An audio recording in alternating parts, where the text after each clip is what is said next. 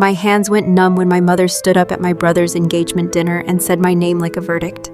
26 people stopped talking. My cousin smirked. My father nodded like he'd rehearsed it. Then my mother said the words that ended something in me forever. Pay for Daniel's wedding or don't come back. Not help. Not contribute. All $87,000.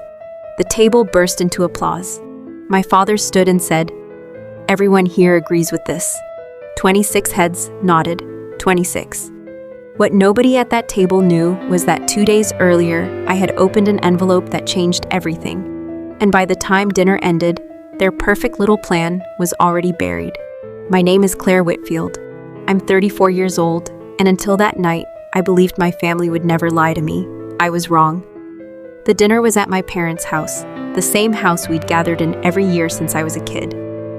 26 relatives crowded the dining room, uncles arguing about football, aunts refilling wine glasses, my grandmother dozing in her favorite chair by the window. My younger brother Daniel sat at the head of the table with his fiancée, glowing, soaking in every bit of attention. Daniel had always been the golden child. If he failed a class, it was the teacher's fault. If I succeeded at anything, it was simply expected of me. I had learned to live inside that shadow. I thought I had made peace with it. Halfway through the meal, my father stood and tapped his fork against his glass. "Let's talk about the wedding," he said, and the room lit up. Daniel grinned. My mother clasped her hands together like she was about to deliver a toast. "As you all know," she said, "Daniel and Rachel want a wedding to remember." Cheers, claps, then her voice shifted. "The only issue is the cost." My stomach tightened before she even looked at me. "Claire," she said, "you've built a good life for yourself." The table went quiet. Everyone knew about my architecture firm, the one I'd spent 8 years clawing together from nothing. "We think it's time you gave back to this family." My fork froze in midair.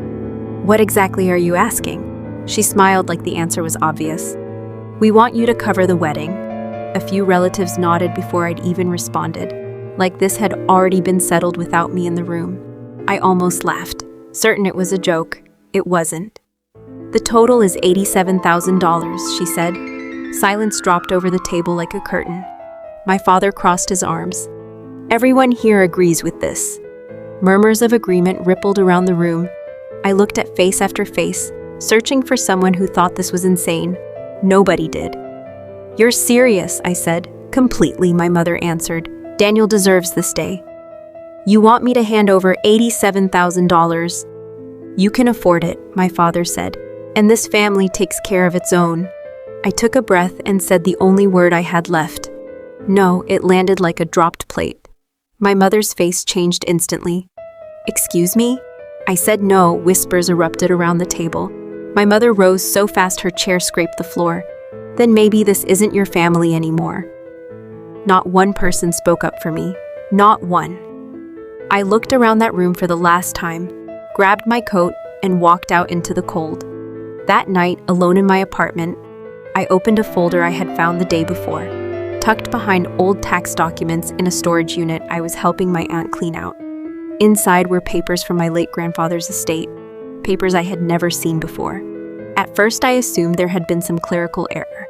Then I read the numbers twice, then 3 times, and Daniel's sudden wedding fund started to make horrible sense. The money already existed.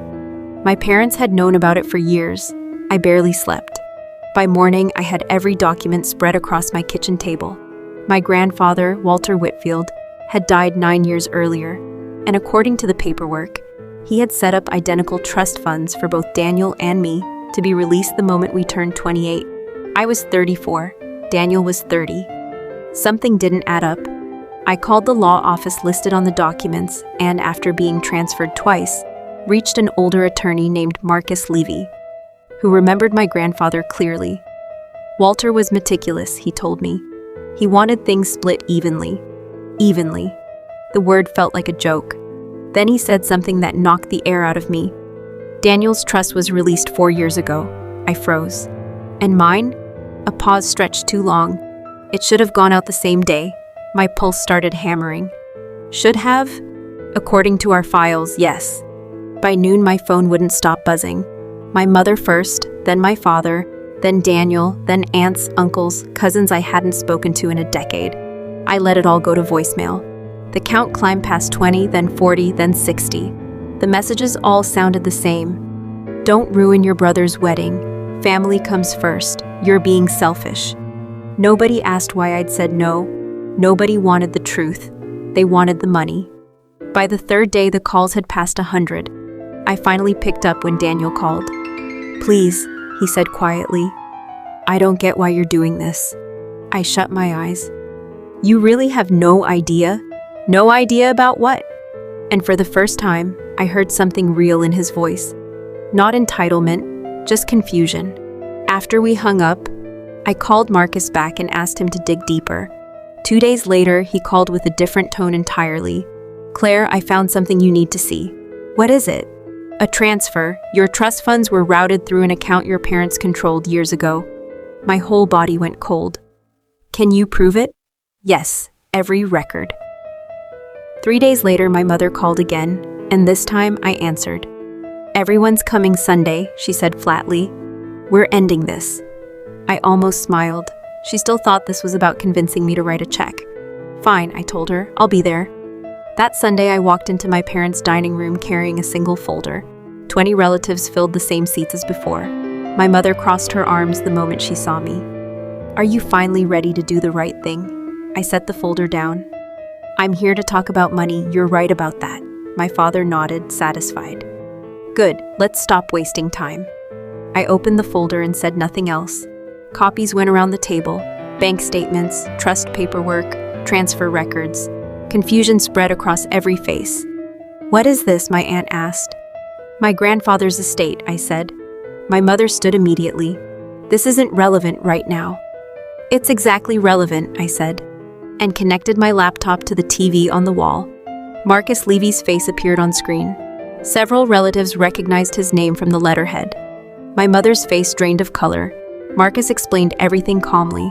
The trust, the release date, the missing 4 years, the transfer records showing every dollar of my inheritance moving through the accounts my parents controlled. Gasps circled the table. My father shot to his feet. "That's not the whole story." "Then finish it," I said. He couldn't because the documents already had.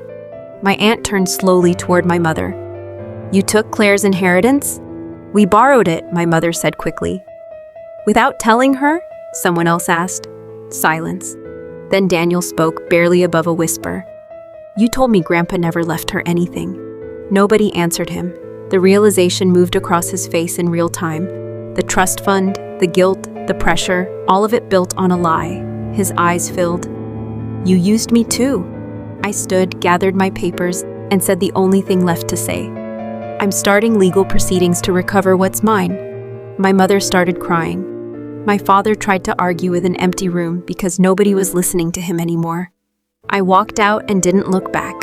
My phone buzzed again in the driveway. Then again. Months passed and the calls never fully stopped. Apologies, excuses, guilt dressed up as love. But I finally understood something I wish I'd seen years earlier. Those 100 calls were never about family. They were about money wearing a family's face. Real family doesn't demand loyalty while hiding the truth from you. So I stopped answering. And for the first time in my life, I chose myself. It was the best decision I ever made. Want me to adapt this into the Dutch version too? With the 5 video prompts, 10 image prompts, and YouTube metadata like usual.